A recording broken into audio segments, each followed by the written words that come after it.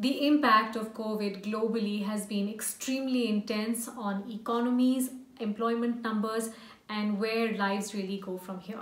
Joining me to talk a little bit about that global picture is Professor of Economics for Sciences Po and the Chair of French Council of Economic Analysis, Professor Philippe Martin. Professor Martin was also economic advisor for Emmanuel Macron at the French Ministry for the Economy. Professor Martin, thanks very much for joining us. I just want to start with sort of setting up a global landscape of where things stand at right now in terms of an economic impact.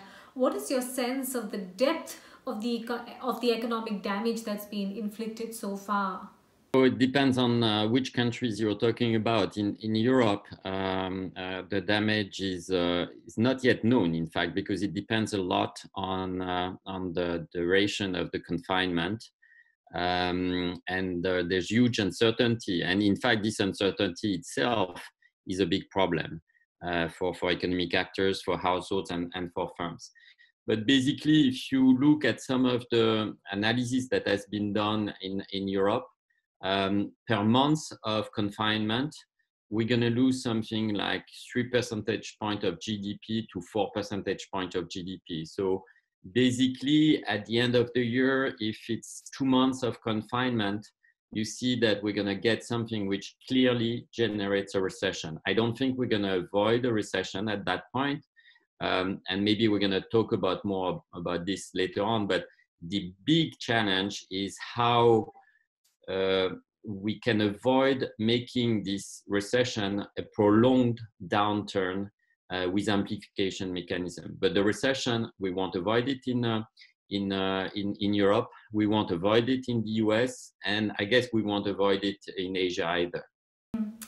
There is also a point of view building, Professor Martin, that this is unlike something we've dealt with before. And in that sense, there is really no policy response in place. We've dealt with financial crises, but in the last many decades, we haven't really dealt with a real economy freeze. Would you concur with that? Is this something unlike what we've encountered before? Yeah, I completely agree. And this is very different from a financial crisis. A financial crisis is typically coming from the fact that you have an imbalance at some point, too much debt, too much leverage, and this imbalance at some point, just explodes. That's not the case. Here we have a completely exogenous shock, which was totally unexpected, and that does not build on endogenous imbalances. In a sense, that's better because the shock is coming on the economy where I'm not saying everything is all right, but in a sense, the economy is not completely unbalanced in our different economies. But where the challenge is that indeed the nature of the shock is completely different from, again, a shock coming from a financial crisis or an increase in oil prices or an increase in interest rates by central banks. So it's very different. The nature of the shock, I would say, is very different in terms of the timing. So right now, for example, in Europe, where if we are in confinement, we are in a situation where indeed the economy is completely freezed, both because on the supply side and on the demand side. On the supply side, because a lot of the value chains in terms of the production stages are completely freezed. You have no transport, you cannot import some of the things you need. And on the demand side, simply there are some lots of activities which are completely stopped, which are restricted, which are forbidden, or for which the demand has completely collapsed, if you think of tourism, for example, in services. And then some other activities which are in high demand, of course, health, but also in terms of food. There are some activities which are in high demand, but there are a minority, of course, and the aggregate picture is one where the economy is completely freezed for 1 month, 2 months, and even maybe more. So from that point of view, the standard economic policy where we say, okay, do a demand stimulus, for example, or demand stimulus would be the standard thing. Here it does not work, at least in the short term. We may need this later on in the crisis when we exit the pure health crisis that we're living now. But clearly we are in a situation where to kill the virus, we have to kill the economy, at least in the short term. That's basically what we need, because otherwise, because the economy is about interactions, social interactions, which is exactly what we don't want these days. And so that means clearly that you have to freeze the economy. The big issue here is how we react. So, and here there are very different reactions across the world. If you look at the reaction in Europe, in US, they are very different. In Europe, what is happening is that there's a lot of the welfare state. Basically, the state is ensuring the income of workers. As you may know, a lot of countries are basically copying what Germany did during the last financial crisis, where basically you have some forms of work sharing, where basically the contract of workers are preserved. You stay employed with your firm, but you stay at home, you don't work, and you are paid entirely or mostly, your wage is entirely or mostly paid by the state. So the good thing about it is that people don't go to unemployment. Their income may fall, but not that much. And the firms, which have no sales, basically, don't have these costs which are linked to labor costs. Okay. However, it means that the state is paying everything. Okay. In some sense, it's a socialization of the economy which has freezed. This is a huge stimulus in a sense, because that means that at the same time where the GDP completely falls, the production completely collapses, the revenues are insured by the state. So that's the welfare state. I think it's a good solution because it enables to stabilize the income, and that's the best way to avoid that this huge disruption of the economy, this freezing of the economy, as you were saying, during 2 or 3 months, generates at the end of the health crisis a huge recession, which would be driven by a fall in demand. What we see in US is very different. You might have seen the data on unemployment. They have exploded. I think it's historically, you've never seen anything like this. So many people are saying that very quickly the unemployment rate is going to go from 3% to something like 10 or maybe even 20% very, very quickly. And that's a recipe for a recession, of course, because these people are going to lose income. As they lose income, they are going to consume less. And if they consume less, then that means that the production is going to be also reduced by this effect. So this is typically what economists would call a Keynesian type of recession, which is demand driven. I want to get to what extent in Europe we will avoid that, that's not sure, because we do see indeed that potentially at the exit of the worst of the crisis, a lot of firms and a lot of households may not want to consume again. There's going to be a lot of anxiety. Maybe precautionary saving is going to increase. Firms don't know what, there's huge uncertainty. In fact, in China, where supply is coming back, what we do see is that on the demand side, households, yes, are consuming again, but not the durables, the big items, which, buying a fridge, buying a car, which in some sense are a bet on the future. These items in consumption, they don't want to do it. And one can really understand that.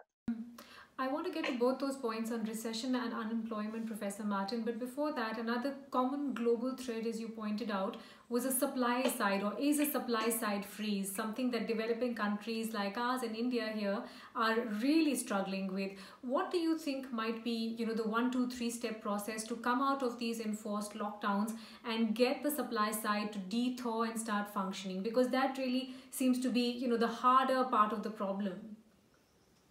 You're completely right. So when we go out of the confinement, we're going to bring back people to work. So there's a labor market issue in this supply side. So how to get people back to work, and that means changing certainly the way we work with new sanitary measures.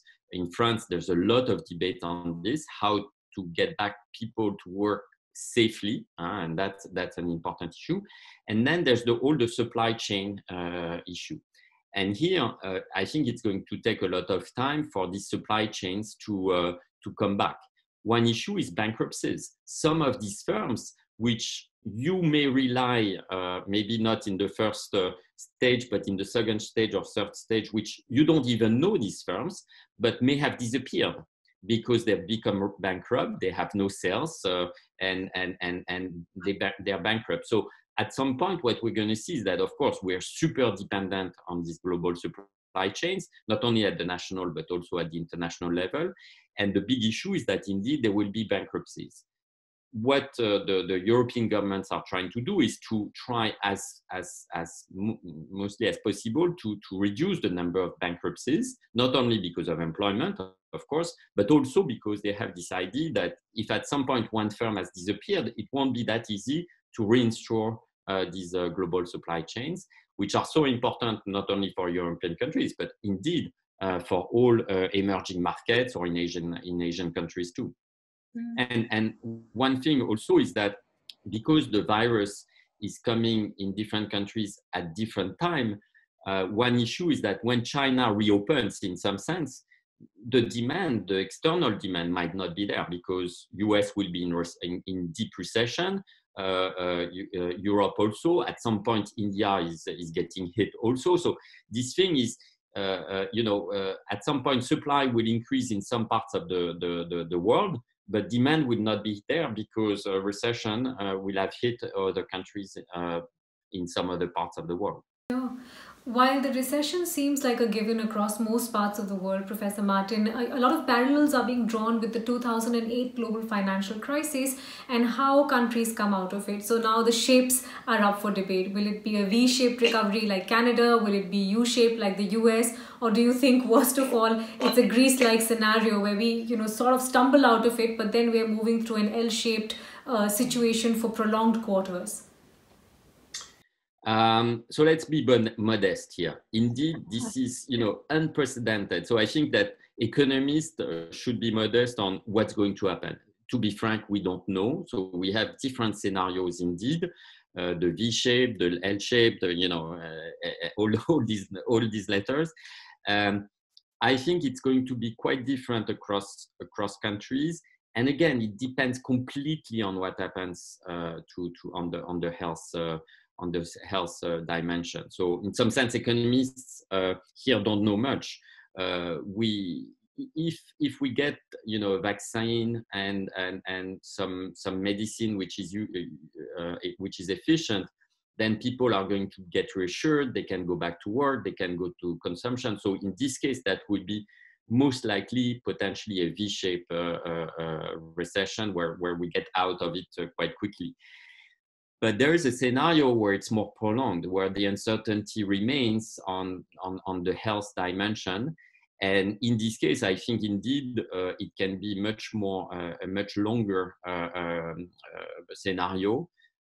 And then there's the bad scenario. In some sense, you can think of it as the L-shaped one, where indeed the supply shock that we're in the middle of right now changes itself, transforms itself into something which is a demand-driven recession, as I was explaining. And that's the scenario that we need to avoid, because this is something where towards the end of the year and even in 2021, and that's a huge issue. For emerging markets, clearly, a big issue is that the emerging markets historically are victims of global financial crises when the appetite for risk is reduced. And clearly, risk aversion is rising everywhere, because I don't know whether the banks are going to go bankrupt, if this or that firm is going to go bankrupt. So all actors, all investors want to reduce their risk, their exposure to risk. And in this type of situation, historically, we've seen that emerging markets are victims, because emerging markets are seen as more risky than industrialized countries, than US, etc. So the exposure to emerging markets is going to be reduced. And clearly, that means that the financial conditions at which, for example, big firms in emerging markets can borrow, also countries themselves on financial markets are going to become harsher and more difficult. And that's the reason why, even if emerging markets were not hit directly by the virus, which I think they will, because it's going to be difficult not to avoid it, the economic impact of both the recession in other countries and this increased aversion to risk across investors is going to have an impact on emerging markets and on the financial conditions on emerging markets. Even working on the premise, Professor Martin, that most governments choose to play the welfare state role, as you pointed out, and somehow prop up economies back into some shape and size. Is it possible that even as economies recover, unemployment remains a huge issue? Because we're already hearing rumbles of that. I mean, salary cuts, of course, have happened across industries, but job cuts as well have started across many verticals.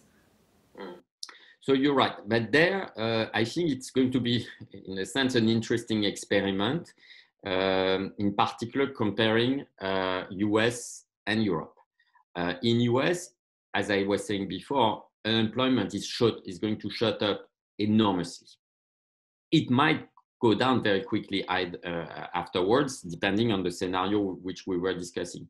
In Europe, again, unemployment, if the health crisis is not too long and it remains for just 1 month, 2 months, or 3 months, then because of these work sharing agreements, we might not have a huge increase in unemployment.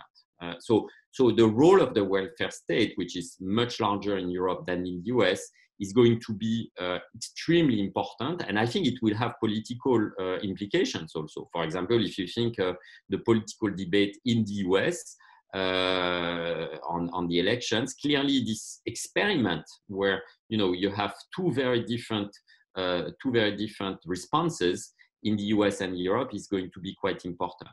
In emerging markets, where the welfare state is less developed, where there's less money simply to do this, I think indeed the crisis is going to be very very severe.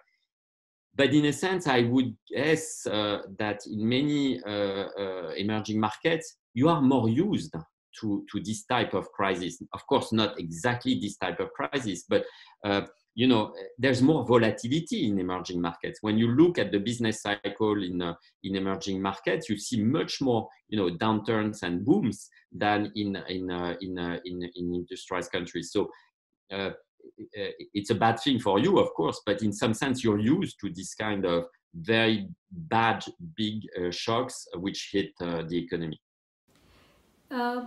There are rumblings of this, but it hasn't become a full-fledged debate yet, Professor Martin. How do you think trade and negotiations and the general approach towards China as a market and as a trade partner will evolve out of this entire episode?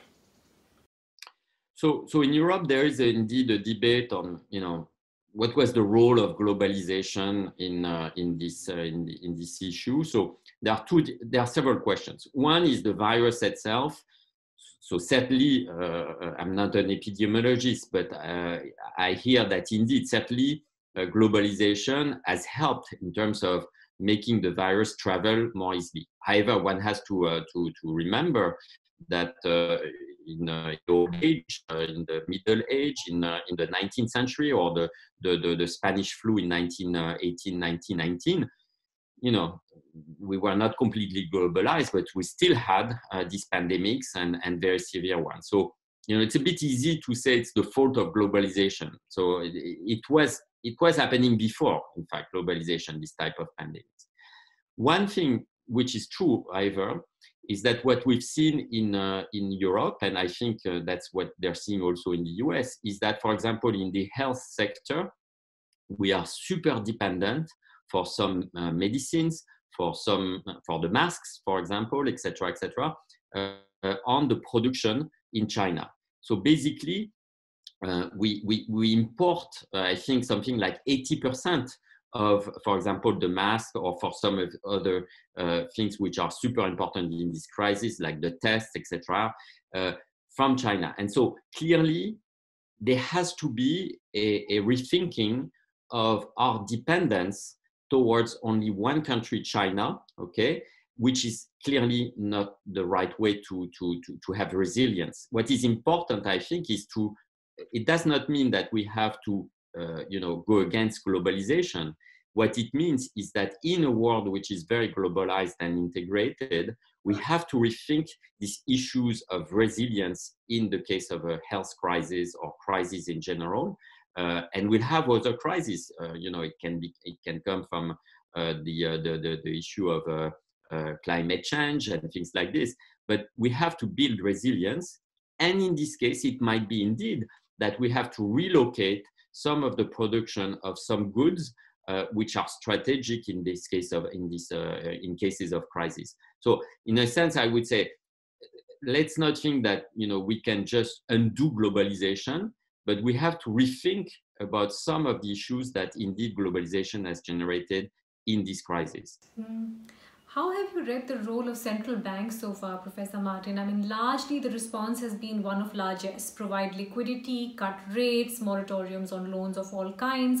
Do you think they have any more bullets within, their guns to shoot from, or have they spent most of what they can do to help things out?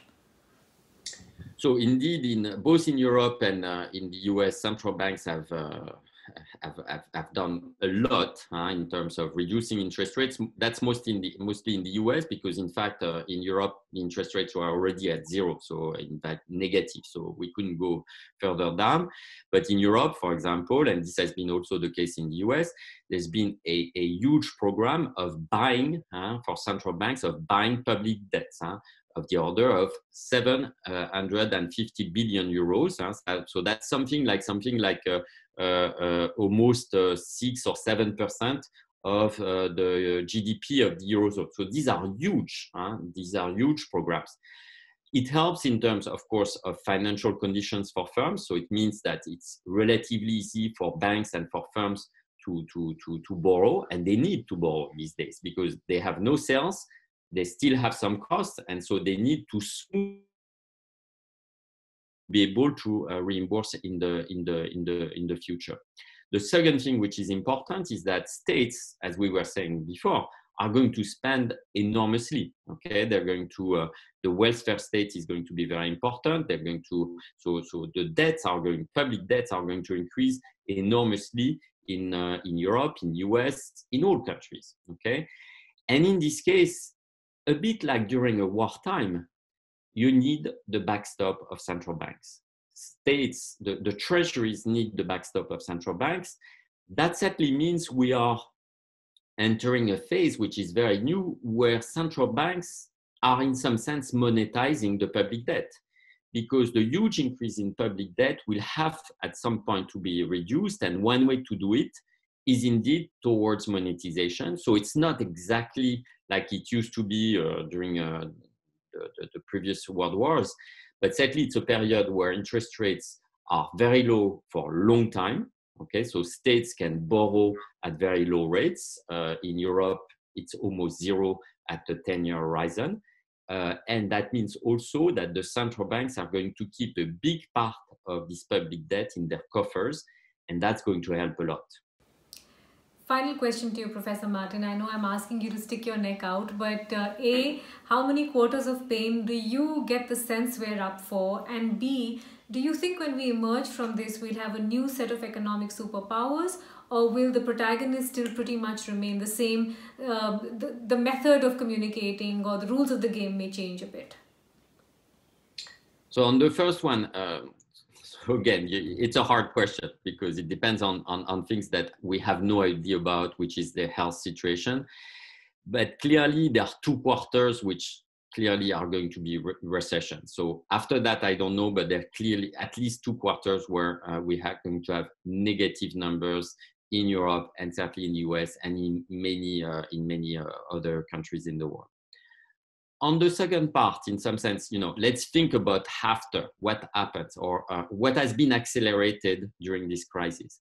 We're seeing, all the debate between the US and China on the virus. My guess is that it may accelerate the demise in some sense of the US as a superpower.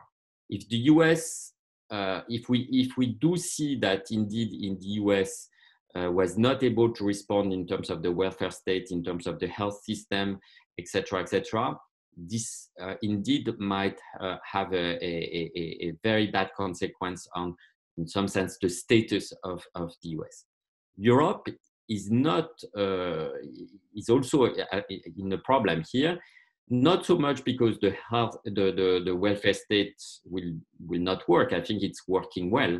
Here, Europe, it's more the unity of Europe. We're seeing that there's not enough cooperation in Europe. The Eurozone, the euro itself may be in danger. So the coordination, the solidarity in Europe is tested. And I'm not sure yet that will be successful. So if Europe might be in danger too, because of this crisis. I think we did not do well to help Italy. Okay, so I think this will have scars. Okay, there will be remaining scars on that, political ones, and that I think is a danger for Europe. For other countries, it's very difficult in India or in China how these countries will come out. China has been quite criticized on the beginning of the crisis. We don't know to what extent it has been transparent on the crisis. So China, from that point of view, is a much bigger question mark. There's a deeper issue is also to what extent this crisis is going to generate a crisis of democracy also. We are seeing all over the world that many policymakers are trying to grab more power because of this sanitary crisis. And here also there's a divide between, let's say, some emerging market or China, for example, on the one hand, and other democracies. It's been wonderful speaking with you, Professor Martin. Thank you so much for your time today.